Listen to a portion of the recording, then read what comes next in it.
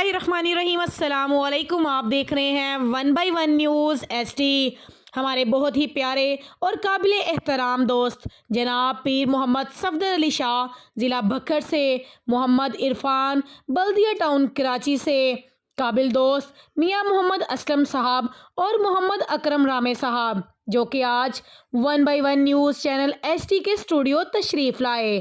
Chairman जनाब Chaudhary Tariq Mahmood combo साहब ने अपने प्यारे बेटे मोहम्मद सुफियान कंबो और 1 बाय 1 न्यूज़ चैनल के नुमाइंदा मियाँ मोहम्मद शकील के हमरा मेहमानों का शानदार इस्तकबाल किया।